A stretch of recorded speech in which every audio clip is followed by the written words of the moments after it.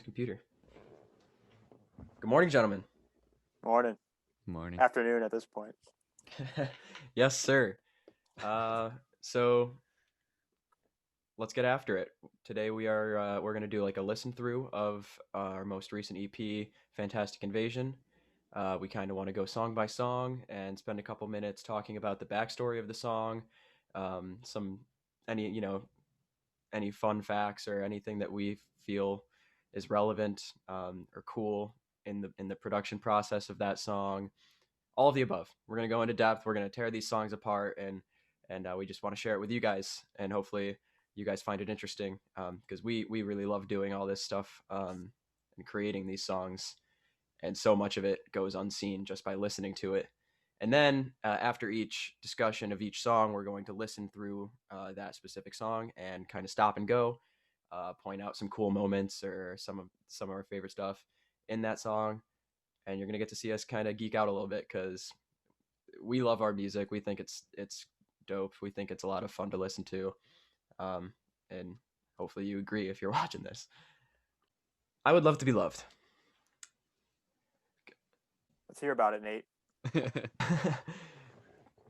Tell me. only song that I've actually like produced with posted that like I wrote through and through lyrics, chords, and everything, and kind of took the lead on like artistic intention with it. And of course, it's sad. So what are you gonna do with that? It's like a ballad. Obviously, it's not like a ballad. Yeah, it's a ballad. Lyrics are about a friend of mine from high school that was like really questioning who they are as a person, their sexuality, their gender identity, and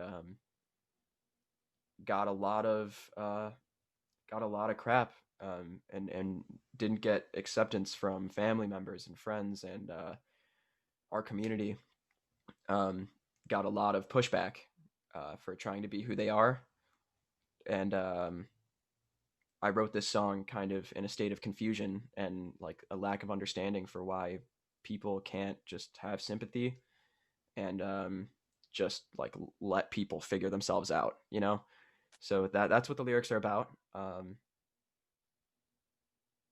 Yeah, let's get into it. Um, yeah.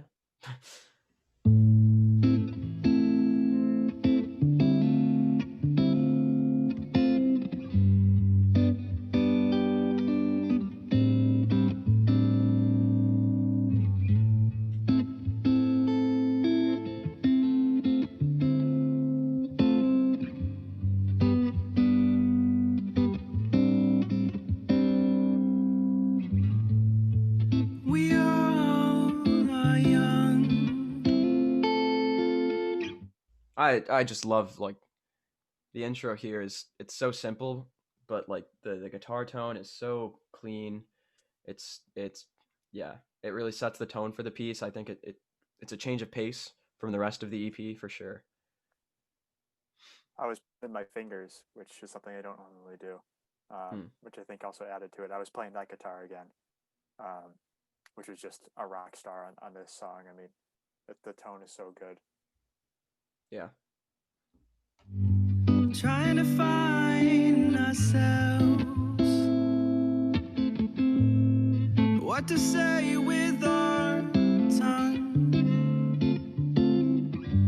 One book upon many shelves. Oh, the choices we face. However reckless and those who care must embrace the person that we become. I'm so proud of the vocal takes in this song, especially. Um, I don't know, maybe I'm biased because it's like this song is one of my babies, and but I remember like getting in the booth and I was like, God, I just got to do this right. Like I really want to do this right. Like I was just trying so hard to sing like really clean, um, and sing from the soul, as cliche as that sounds. but I really wanted to do it right, do it justice, and it like again like another aspect of the song that's a bit of a change of pace from the rest of the album is that like it's like more reserved, I guess. Yeah, I totally agree, and I totally agree with the vocal takes and everything you just said. Um, I feel like this song, which is superbly written, Nate, I think it's so natural, and it's one of my favorites on the EP. And it's such a kind of like what you were saying. It's such a change of pace because there's no there's no effect on it other than reverb. We didn't like we wanted it to be like this organic, you know, raw drum sounds, raw guitar tones, as you said, clean vocal takes, um, really nice harmonies that Nate and Riley did that you'll hear in a second.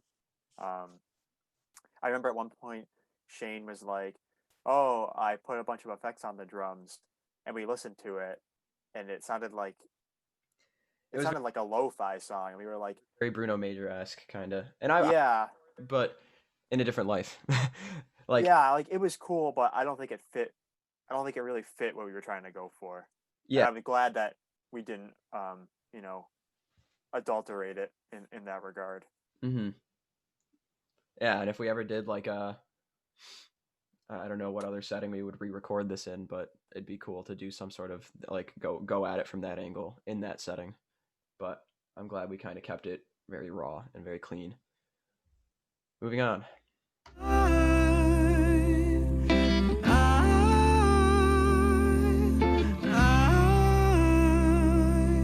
don't need to hear your judgment. I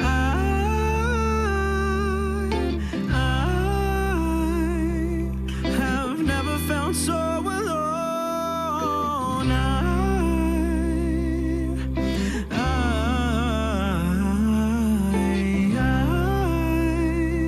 just would love to be loved right now.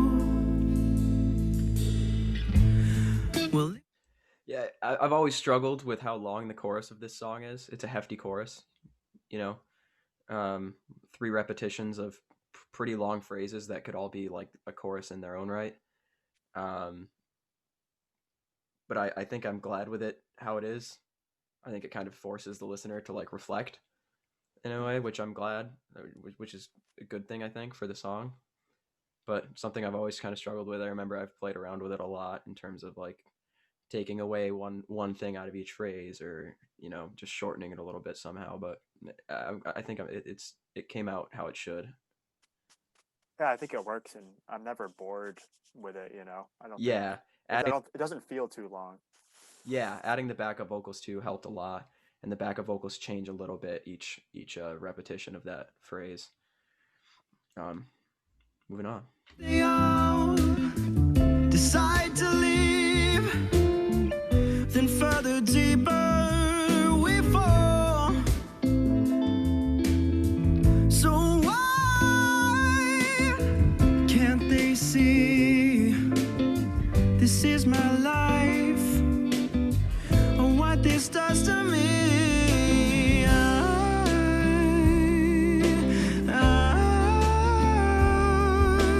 I don't need to hear your judgment. I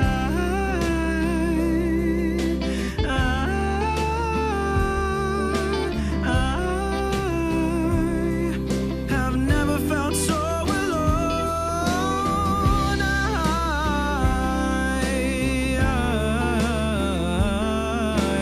I just would love to be loved right now. Riley coming in with those low notes on the the backing vocals. It just fills out the sound so much. Um, Also, great bass playing on the yeah, verse. yeah, dude, some So really actually, there. it's a funny thing about that was that's like the first time I've ever played that bass line like that was like in the studio when we started recording that, and so I was just kind of, yeah, I was just approaching it from like in a different way, and then we did a couple of takes, and we go back and Shane, the guy that was doing the mixing and stuff for us, was like, "Hey, I really like that bass line." And I was like, "Oh, well, it's just improv, but thank you." Yeah, I was just kind no, of messing I listen around, and then back and it's just like so ornamental and yeah, so pretty. There's so much pretty, like everyone's playing very pretty things, hmm uh, to use very simple words. Like if you listen to what Colin's doing, like at any point in the song, you can kind of tune into a different aspect of the tune and really hear something beautiful happening. Um, yeah, which segues pretty good into the bridge that we're about to go into, because I remember mixing this, and it's like, bring the piano up right here, but then put that back down, and bring up Nate over here, and then we'll bring up Dan, and then like the levels are just all over the place during this bridge because we're trying to hit the real good stuff from each of the different parts that's going on. yeah, there exactly. are a couple big climaxes in this EP, and I think this one stands out very much. Um, because it's not groove based. I think like in hmm Ember, that climax is both very emotional and it climaxes lyrically, it climaxes harmonically, but it cultivates the climax is cultivated through the groove, like those like the vocal line and the instrumentals being like dichotomous to each other, like, and then eventually like lining up and syncing up together. That's the big climax, and then you'll hear in the island, like that's probably where some of the other bigger climaxes are of the song. That's groove, that's going crazy, that's just insanity. But this climax is just like a very simple build. Let's get louder, let's crescendo here, let's thicken the texture a bit, and you can hear, like, I remember arranging these right, notating all these vocal harmonies out. And the harmonies came out sounding so good. If you listen to like the tracks of just like, there's some tracks that we have of like isolating the vocals, and so I go back and listen to this song of just vocals once in a while because it just sounds so beautiful. Shane mixed them so well. Like it's just a choir of like me and Riley singing, and it just came out so well. Like it makes me think a lot of like some of the backing vocals that John Mayer uses in his tunes. Because he keeps them very clean and kind of plays around with EQ, and that's like it. Everything else is just his voice. Um, so yeah, that I arranged the backing vocals in the bridge to be very like to build in that way as well, in the same way that the song does. It kind of starts unison and then splits up into some harmony and then splits up into some more harmony and gets bigger and bigger until we get to the end. And the last chorus, I was like, God, I want to do like huge backing vocals, like big harmonies, like a whole choir is singing underneath the band singing, which is playing underneath, me singing lead. And I remember you guys were like, no, like it's a little too much. It needs to be like triumphant and like reserved. And so we didn't record backing vocals for the last chorus, and and you hear the bridge building into the last chorus, and then my voice kind of comes out of the texture, and you get that sense. That's a very triumphant feeling and very like what I'm trying to say. Yeah, like the backbone is less on the vocals and more on the instruments, like holding the lead vocal up at the Yes, end. and it works so well for the song. It's symbolic. It says, I'm standing on my own now, or I I it works. It has a great effect on the song. So let's hear that. Starting at the bridge now. Some big changes, some close to you become strangers. Those who kept you afloat, all they're on the same boat, and they're sailing away alone and stranded. You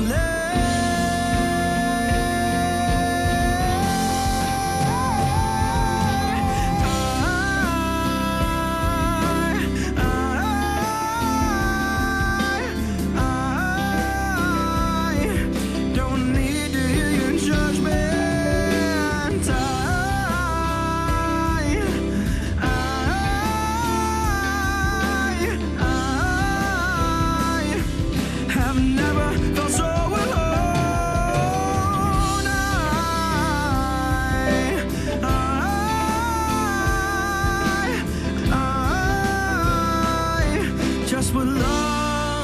to be loved right now.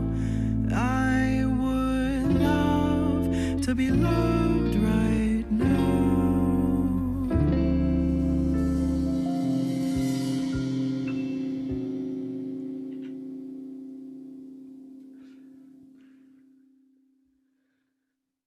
So much happening. So much happening in there. I mean, to start off, like, I love the backing vocals in the bridge there. They give me chills every time I listen to that.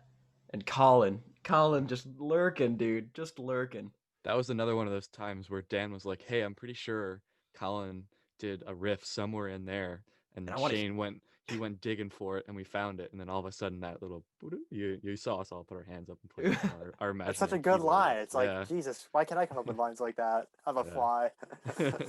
and it all adds up to that, and then you get that build, that climax.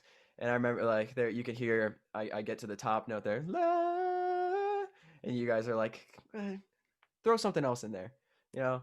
I And don't know. That was another take you did. yep, I know. I I was like, I don't like the way it sounds. I don't like that there's one of me and then there's two of me. Um, but you guys, Riley pulled that out. That's my favorite part of the entire song. you guys, It's so good. Took me about 5 minutes to like convey what I was trying to like point out to you guys, like actually get it across of like what we were trying to do. And then finally Shane was like, "Oh," and he played it and you guys heard it and you're like, "Oh, that's what you mean." And I was like, "Yeah, that's what I've been explaining for 5 minutes." And then we were like, "Oh, okay, we like that." reminds me a lot of a moment back in Leaves at the climax of that song where I Yeah. win all around, all Oh yeah. That's one of my favorite moments in Leaves. around.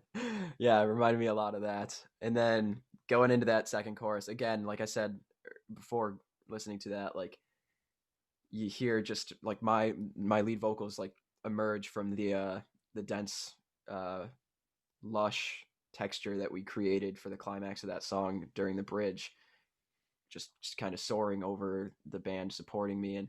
And it was a really magical moment, like hearing that for the first time. I remember just like, wow, oh, like it's heart-wrenching. Yeah, it's effective. And that little turnover, I guess, in the middle there that you added in with Colin, I love that. And that hits me a Oh little yeah. too.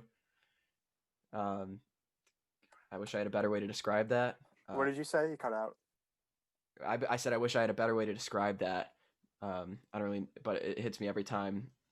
Just like a little shift in the chords there, but it's effective. And that reharm at the end is so good that you threw in there. And I think at the very end, the last note, it's a D minor 9, and Riley played a little lick at the end. And at the end, at the very last note he played, I think he must have nicked another string and hit a harmonic. So it's like this really like tight interval, but it sounds so cool. And I think it was. I remember we were talking about it when we were mixing it, and Riley was like, "I don't remember playing that," but it sounds great. Hearing it, and we're like, oh, that sounds nasty. What the hell is that? We gotta hunt it down. And Shane was like, I don't know where that's coming from. Like, what the hell is that? And then like we go track by track, we listen for it, and we're like, it's the freaking bass track. Like, where did that come from? And it's just like a harmonic that like came out of nowhere, and you can hear it very. It's just at the end. We kind of hold out the last note and let it kind of fade away naturally, but then you hear like the harmonic come in, which is like a blues 13th or something like crazy like that above the bass note. And you're like, oh god. But like, yeah, we were like, that's cool. Keep it in there. Yeah. That was another thing that you wrote that line for me, that just those 5 notes at the end, and I'm pretty sure you wrote it in the studio. Mm-hmm. Like we need something at the end. Yeah. Right. We need some more unresolved. So you're gonna play more dissonance over the top of my already dissonant chord. I love those chords at the end. I'm so glad we did that. That happened, I think, a summer or so before we, or maybe it happened in rehearsals leading up to I think recording. rehearsals, yeah. I was like, Yeah. I don't like that it just resolves there for no reason. I was like, we'll throw something that hasn't been in the tune at all this far. And I wish I could remember. I'm not gonna redo the theory behind why I chose it, but it's like, It's cool. It's hip. yeah, I was just whipping it out, and I was like, oh, we'll see how it sounds. And then we did it. And I was like, that's nasty. That's the good stuff right there. Came out so good. And then there's that one note, never felt so alone. That's like, The There's a bend. bit of there's a bit of discussion on that, on whether we wanted to keep that or try and yeah, make Dan it was like that off, non-dissonant. and I'm like, no, it's off in the right way. It's off Yeah. so much that it's on, and bit of contention there. I remember, and after listening to after listening to it with and without for like a week and living with it, I remember we all kind of came around. I was never against it. I was like, no, it's in there. Like, I don't know what it is. It's probably like just quarter tonal or something, but it just bends right up to like the note in the best way, and you just feel that resolve up to it, and you're like, oh god, it's like I said, that note for me is like heart wrenching. I hear it and I'm like, ooh, like get there, you know?